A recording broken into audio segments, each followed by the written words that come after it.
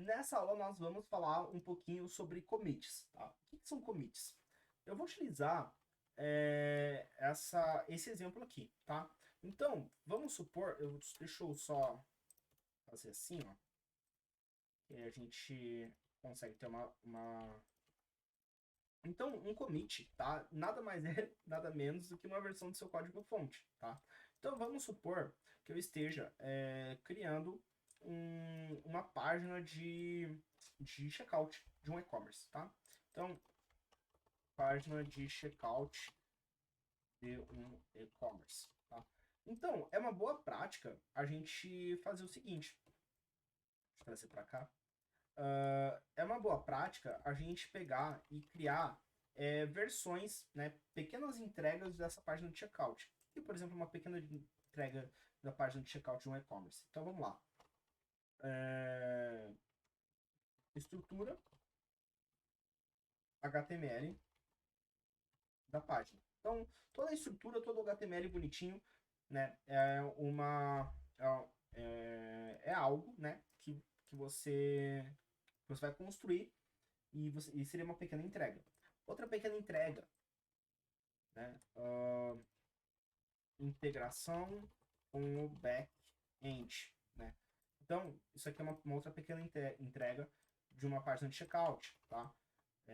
Para pegar o carrinho, né? Para manipular o carrinho. Então, um carrinho de compras. Então, isso aqui seria uma outra entrega, pequena entrega. E aí, por final, né, finalização do pedido. Isso aqui seria uma outra entrega. Então, se eu tenho essa task, página de checkout de um e-commerce, e eu tenho essas pequenas três entregas, estrutura HTML da página, integração com o back-end para manipular o carrinho e a finalização do pedido, cada pequena entrega ela seria uma versão da minha task, tá? Então, como que ficaria isso na estrutura do Git, né? Levando em consideração que eu expliquei para você um pouquinho sobre branches, né? E tudo mais. Então, eu tenho a minha branch main e master, que, por exemplo, elas são as minhas branches que vão para produção, tá? O roxo, aqui, eu poderia considerar como branch. Então, eu venho aqui e eu crio uma branch chamada... Eu crio uma branch aqui chamada página underline checkout, tá? Nomes de brands precisam ser assim, tá? Não pode ter, por exemplo, acento, ó, página, não pode, tá? Não pode ter espaço, tá? Então eu substituo aqui por underline. Ele é parecido com criação de variáveis na linguagem de programação. Então, eu tenho essa branch chamada página checkout. Vou deixar ela roxinha aqui, tá?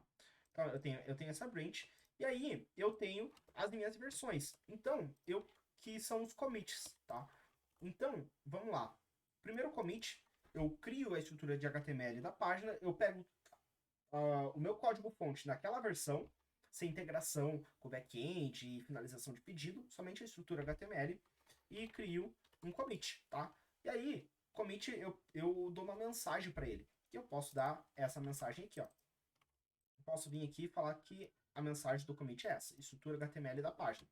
Então, automaticamente, o GitHub ele vai criar um ID, tá? Então, o Git, na verdade, cria um ID único de commit. E é algo parecido com isso aqui, ó. Na verdade, com números, né? Então, poderia ser algo parecido com isso aqui, tá? Aí, beleza. Finalizei isso aqui, eu vou começar a próxima task. Então, eu não preciso fazer nada. Eu simplesmente venho, codo, tá? Né? Codo a minha task e e crio o meu commit com essa mensagem aqui, tá? Ele vai criar lá um commit, tá? Sei lá, isso aqui, tá? E aí, por último, eu pego e faço a finalização do pedido, né? Então, aqui, finalização do pedido, show. Então, criei uma versão do meu código, criei um commit E aí o GitHub vai lá e cria um ID único pro meu commit, né? E aí eu tenho da minha branch, página de checkout, a estrutura de código HTML, integração com back-end para manipular o carrinho e finalização do pedido. Finalizei isso aqui e tiver aprovado para, por exemplo, eu subir isso aqui no meu código fonte principal, que está dentro da master da main. Então, finalizei isso aqui, eu subo para cá. E aí a gente tem uma estrutura de Git, tá? Um workflow de Git muito bem definido. Então, basicamente, isso aqui seria a estrutura de branches e commits, tá? Então, eu espero que isso esteja muito claro. Volto a falar, qualquer dúvida me chama no chat e eu esclareço essa dúvida para você ali no chat mesmo. Beleza? Então, te vejo na próxima aula.